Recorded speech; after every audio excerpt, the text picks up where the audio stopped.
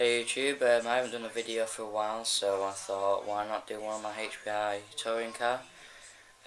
So yeah, basically my touring car has been ignored and just been robbed for bits, so I've built it back up and here it is.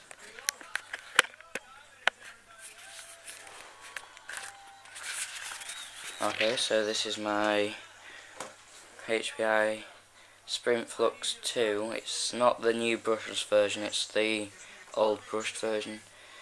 And by the way, it's me just testing my new camcorder, so message what you think.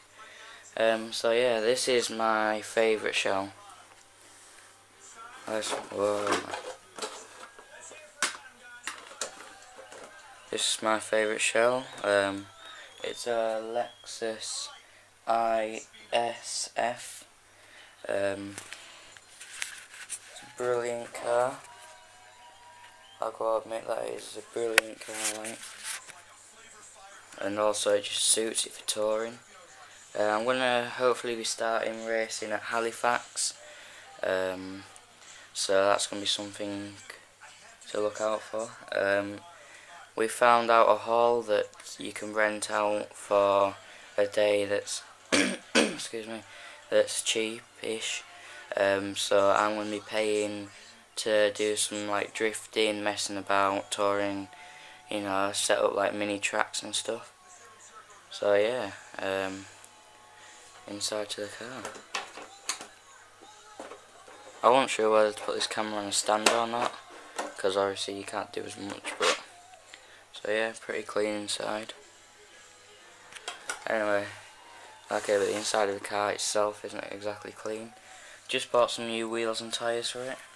They only came on Thursday, last Thursday, which was the, excuse me a sec,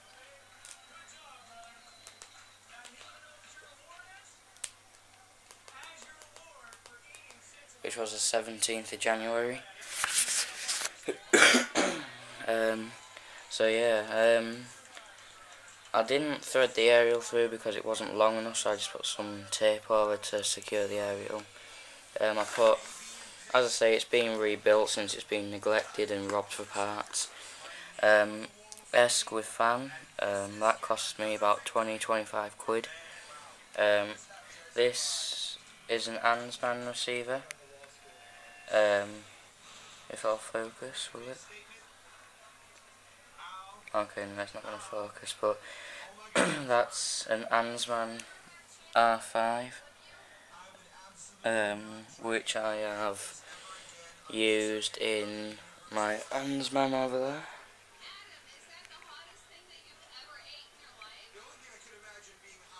there. So yeah, that's the rest of our cars. My helicopter. So yeah, it's got a 15-turn Firebolt HPI motor in. It's absolutely phenomenal. Can't complain about it, it's just that powerful.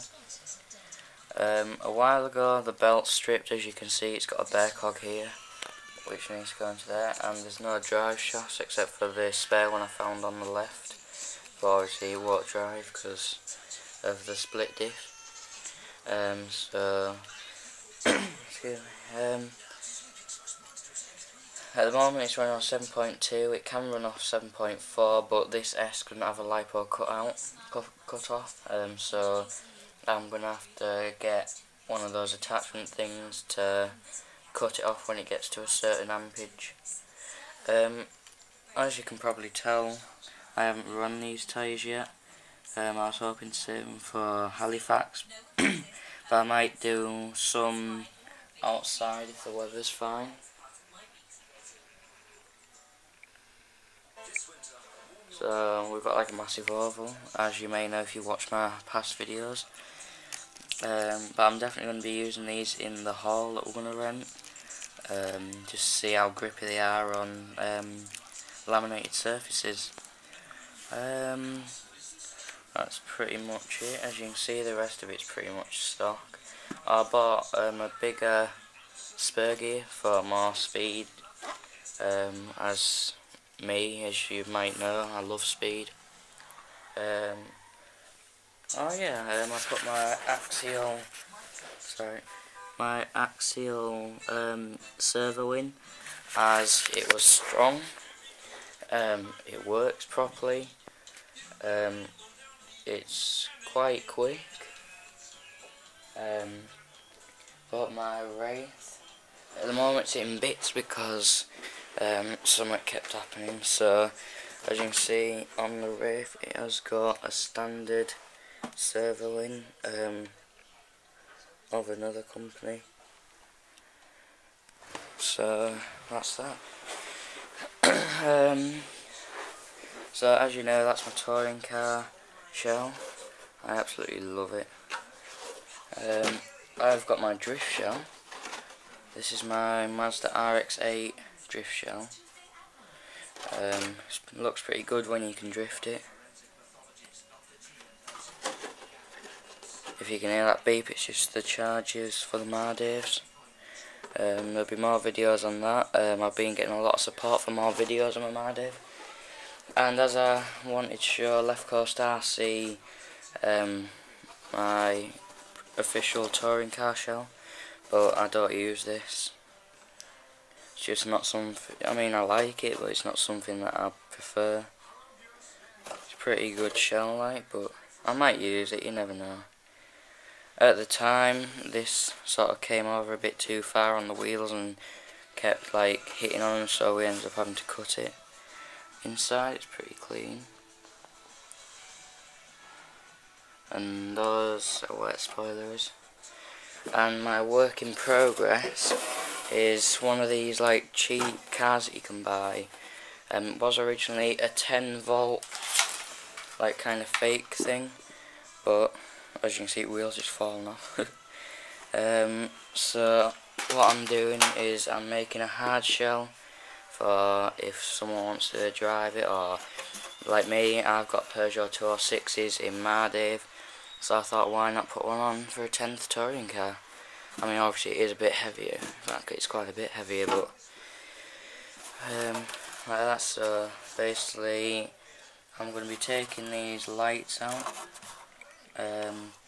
taking these like ports out things, and then like cutting them out. I used to have wing mirrors on one side. Didn't see that. I so basically just cut all this out, you know, and then put some posts in so then I can use it. So yeah, that's basically my summary of my video of my touring car. We've got Mardave today, so that's exciting, which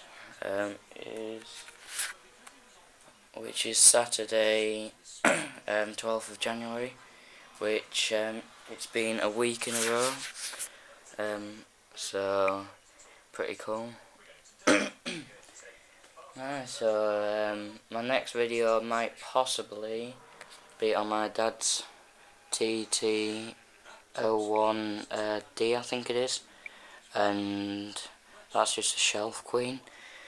You might recognise that car and shell from somewhere, if it'll focus. Yep, that's what my mate raced at Mardave. That's pretty much it. If you want to see the power of it, it is pretty amazing. The wires were back to front, so on the motor it was pretty slow going forward and super speed going backwards. So I changed these around, because normally I do black to blue, but it was a bit slower.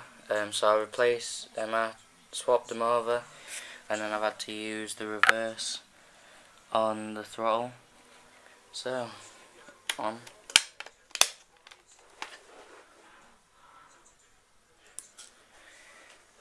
So there's the car. That's as slow as it'll go. See if I can show you both at the same time. Look.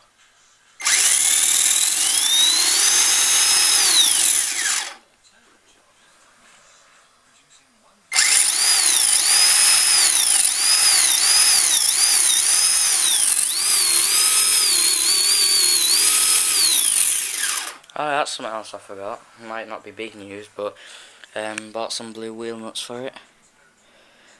So yeah, that's my HPI touring car. Any questions? Just there's the fan working. So any questions? Just leave a comment. Subscribe. For more, message me if you want me to do certain stuff. You know,